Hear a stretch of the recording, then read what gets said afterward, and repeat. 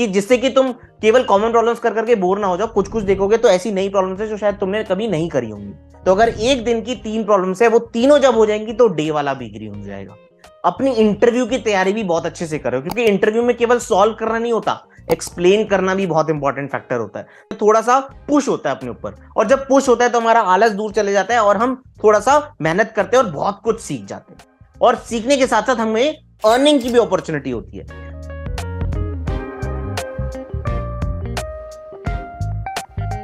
Hi, myself Aryak here sir, welcome to the new video. और यार इस video का फोकस होने वाला है, I have come with a solid recursion का road map which you can complete in only 10 days. देखो यार, मैंने ये सोचा कि यार हम बड़े बड़े रोड मैप दे देते हैं, उसको कंप्लीट करना बहुत डिफिकल्ट हो जाता है। एंड मुझे पर्सनली रिकर्जन जैसा इंपॉर्टेंट टॉपिक बहुत ज्यादा लगता है, तो मैं इसका एक बहुत ही क्रिस्प रोड मैप एक अलग से लेकर आया हूं, जो तुम्हारे को बहुत ज्यादा हेल्प करेगा। और अगर ये रिकर्जन की प्रॉब्लम्स कर ली जो इस रोड मैप में है, तो तुम्हें रिकर्जन में अच्छा करने से कोई नहीं रोक सकता, तुम्हारा रिकर्जन का डर निकल जाएगा। और एक इंपॉर्टेंट बात, अगर हम रिकर्जन अच्छे से कर लेते हैं तो हम इवेंचुअली डेटा स्ट्रक्चर एल्गोरिथम भी अच्छे से कर लेंगे। चाहे लिंक लिस्ट हो, चाहे ट्रीज हो, चाहे ग्राफ्स हो, कहीं ना कहीं रिकर्जन बहुत ज्यादा यूज हो रहा होता है। तो इस कॉन्सेप्ट पे ग्रास्प करना बहुत ज्यादा जरूरी है। अगर हम मिस करेंगे तो हम डीएसए में कहीं ना कहीं अच्छे नहीं बन पाएंगे, बट अगर हम इसको अच्छे से कर लेंगे तो हम डीएसए में एकदम फोड़ देंगे। तो प्लीज इस वीडियो को ध्यान से देखो। तुम्हारे को मैं पहले ये बताऊंगा कि ये रोड मैप अच्छे से क्यों फॉलो करना है तुम्हें, और उसके बाद एक छोटा सा चैलेंज भी है तुम्हारे लिए। उस चैलेंज को अगर तुम अच्छा करते हो तो there will be amazing rewards as well for you. तो एंड तक रहना वीडियो में, तुम्हें अच्छे से क्लैरिटी मिलेगी रोड मैप के बारे में और चैलेंज के बारे में। चलते हैं, और अगर पसंद आए वीडियो तो लाइक एंड शेयर कर देना, सब्सक्राइब कर देना चैनल को अगर अभी तक नहीं करा है। तो अपने रोड मैप के बारे में बात करते हैं कि हमें ये रोड मैप क्यों फॉलो करना चाहिए।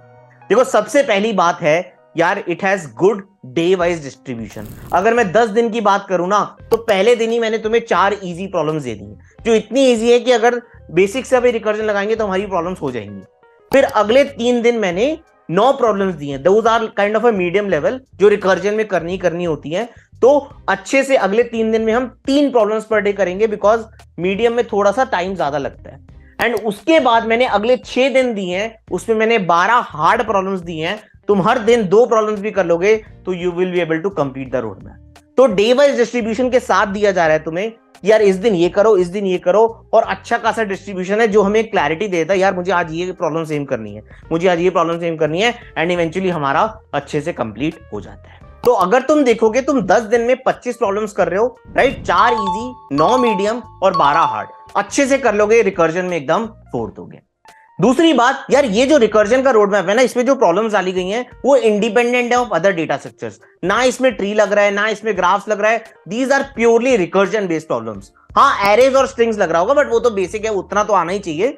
बट रिकर्जन पे हमें सीखना है, हमें रिकर्जन पे ग्राफ बनानी है। तो जो भी हमारा कॉन्सेप्ट होता है, हमें बेस केस सोचना, हमारी इंडक्शन हाइपोथेसिस सोचना, इंडक्शन स्टेप सोचना, वो जो हमारे स्टेप्स होते हैं, उन्हीं तीनों चीजों को हमें इन प्रॉब्लम्स में लगाना है और रिकर्जन में बढ़िया करना है। तो it is independent of any other data structure. तुम अगर ये सोचोगे यार मुझे ये ट्रीज आना चाहिए पहले या लिंक लिस्ट आना चाहिए, नहीं, तुम्हें एरेज और स्ट्रिंग्स आता है, जस्ट स्टार्ट अटेम्प्टिंग देम, अपना रिकर्जन में सॉलिड बेस बनाओ, and you will become eventually solid in recursion and backtracking, right? अब मैं तीसरी बात करता हूं, यार ये जो प्रॉब्लम्स है ना, ये बहुत ही क्यूरेटेड करी गई है मेरे थ्रू।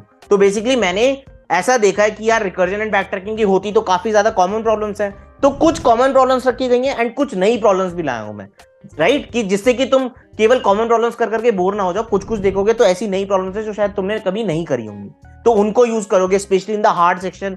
जब उनको सॉल्व करने की कोशिश करोगे तो कुछ ना कुछ नया सीखोगे और बहुत बढ़िया बन जाओगे।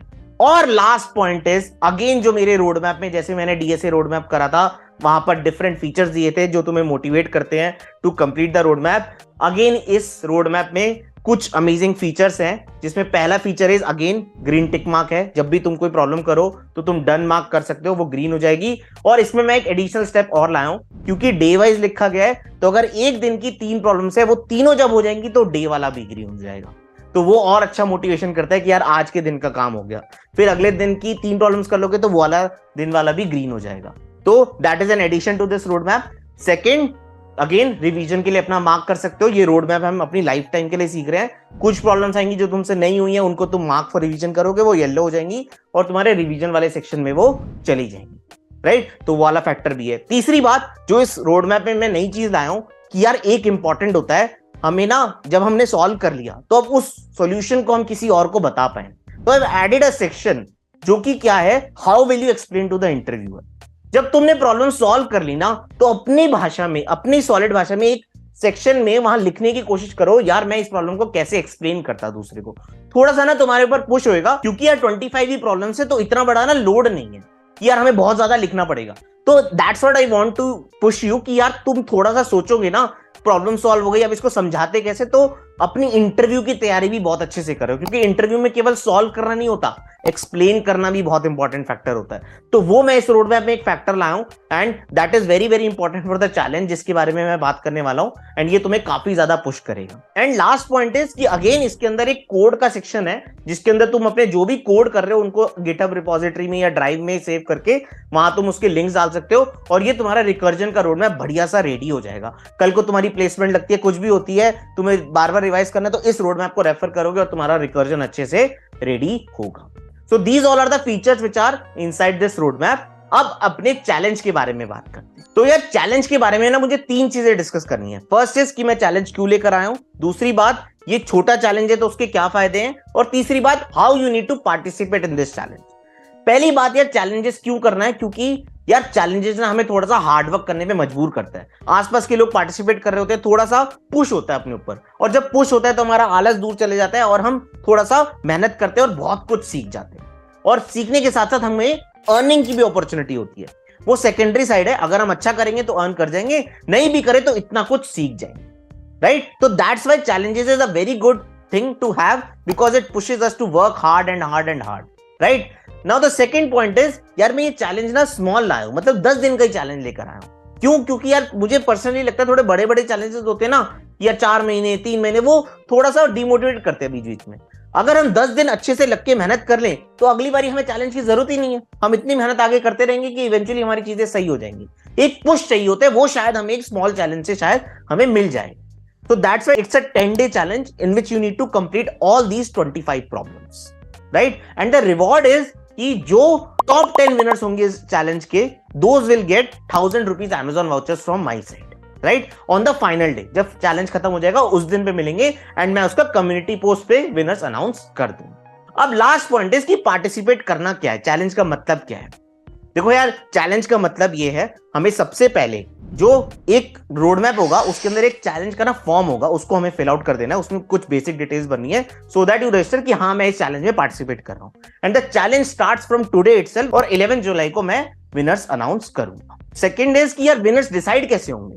देखो पहली बात तो जो तुम्हारा शीट तुमने भरी होगी, वो रोड मैप भरा होगा, उसको तुम्हारे को मेरे को मेल करना है at upskillwithparik@gmail.com, राइट। उस पर ईमेल करना है तुम्हारे को, and once you send the email, उसके अंदर पूरा रोड मैप तुम्हारा ढंग से होना चाहिए।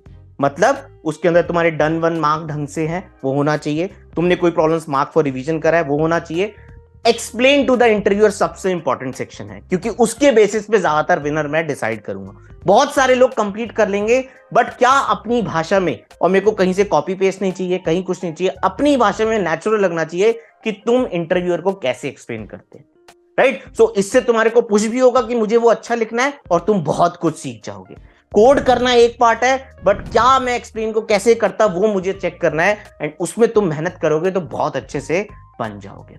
एंड लास्ट पॉइंट इज, उसमें जो कोड्स का सेक्शन है वो भी डालना है। गिटहब के रिपोजिटरी पे तुम डिप्लॉय करो और वहां से अपना कोड डालो, या ड्राइव पे अपलोड करो कोड को, ड्राइव के लिंक डालो, राइट। और एक लास्ट छोटी सी चीज है, इसके बेस पे विनर डिसाइड नहीं होगा, but it will give you more visibility. अगर तुम ये चैलेंज में पार्टिसिपेट कर रहे हो तो do share on your social media platforms कि I am participating in this challenge by Parik Jain.